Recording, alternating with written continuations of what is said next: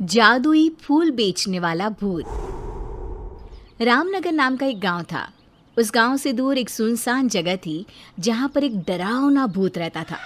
उस भूत ने अपने घर में तरह तरह के रंग बिरंगे फूल उगा रखे थे, जिन्हें वो टोकरे में भरकर आम आदमी के रूप में बेचने के लिए ले जाया करता था।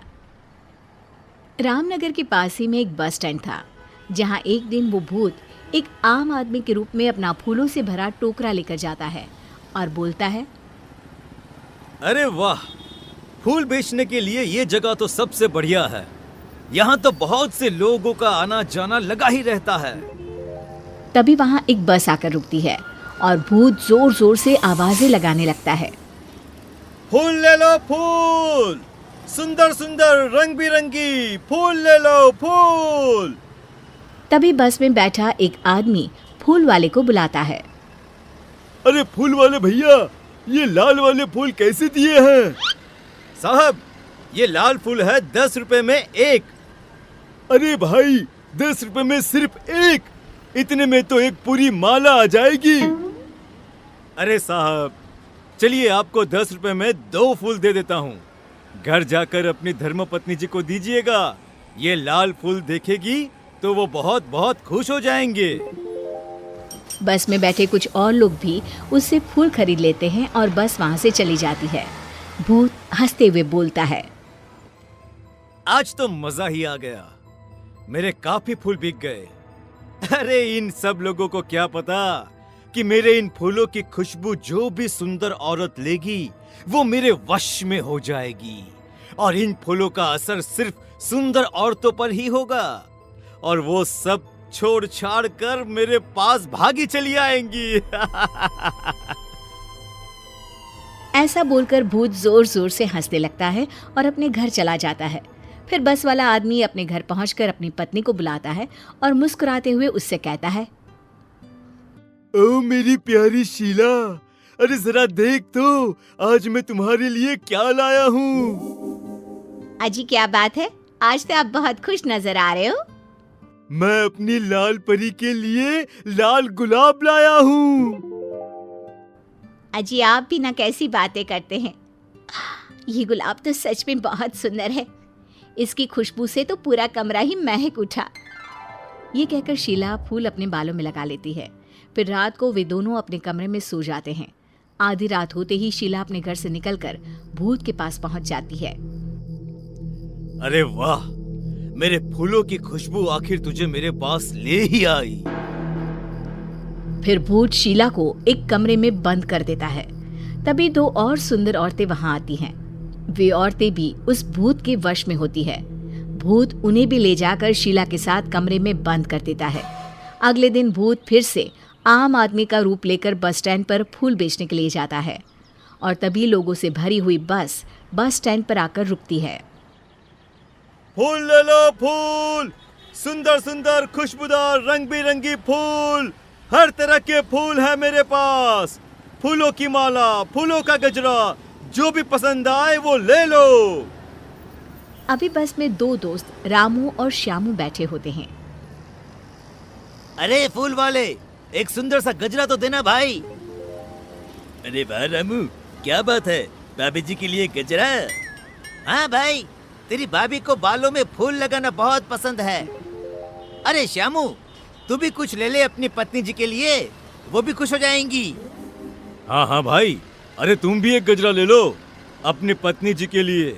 वैसे भी सुंदर औरतें बालों में फूल लगाकर और भी सुंदर लगती हैं। ठीक है भाई, अगर तुम इतना कह रहे हो तो एक गजरा मुझे भी दे दो। उसके बाद वे दोनों गजरा लेकर वहां से चले जाते हैं और घर जाकर अपनी अपनी पत्नियों को गजरा दे देते हैं। श्यामू अपनी पत्नी लीला से कहता है, सही कहा था उस फूल वाले ने, सुंदर औरतें बालों में फूल लगाकर और भी सुंदर दिखती हैं। जी आप भी ना कैसी बातें करते हैं। चलिए अब सो जाइए, काफी रात हो गई है। फिर वे दोनों सो जाते हैं।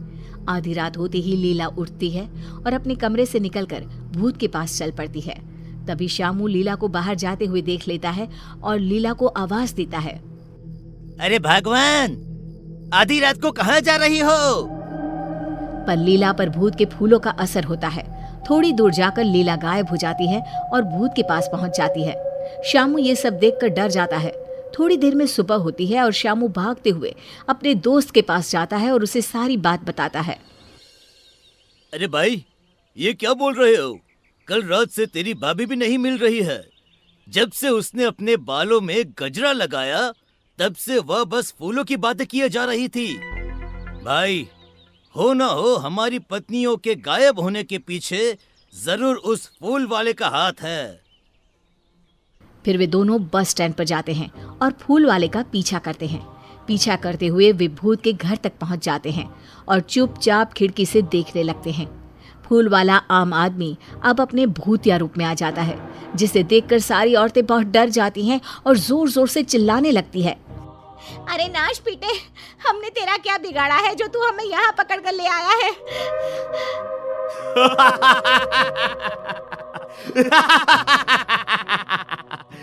तुम सुंदर औरतों के खून से ही तो मेरे इन सुंदर सुंदर फूलों को शक्ति मिलती है।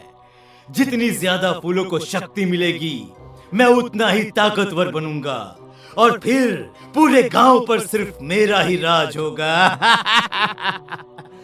आज आधी रात को ही मैं एक एक करके तुम सारी सुंदरियों का खून अपने फूलों में डालूंगा।